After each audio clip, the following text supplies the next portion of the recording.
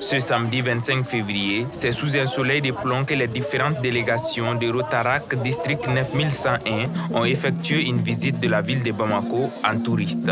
D'abord, le parc des sofas en commune 4 du district de Bamako. Des danses de masques pour un lieu riche en histoire. Au 19e siècle, près de 300 sofas y perdaient la vie dans une bataille contre l'invasion occidentale.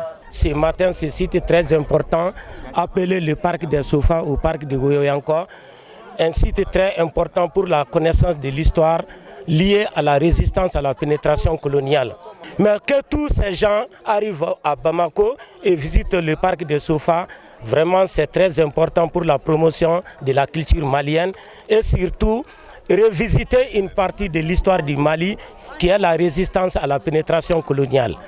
Ensuite, direction le mémorial Modibo Keïta, père de l'indépendance du Mali. Les curieux visiteurs sont plongés dans des séances de selfies pour immortaliser les moments. Ils ne cachent pas leur joie.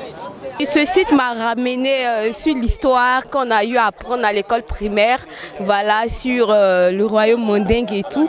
Vraiment, ça m'a fait plaisir. Je me suis rappelé de mon enfance et tout. Et j'aime beaucoup la découverte et tout. Et vraiment, j'ai aimé Bamako. Et j'aimerais vraiment revenir. C'était ma première fois et j'ai kiffé.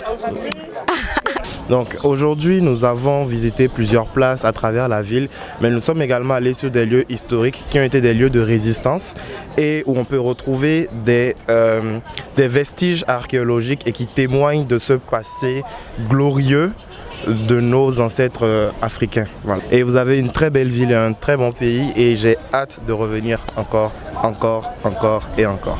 Plus tôt dans la journée, les délégations avaient fait un tour à Sibiri-Bougou pour l'action humanitaire réalisée par le pays hôte, le Mali.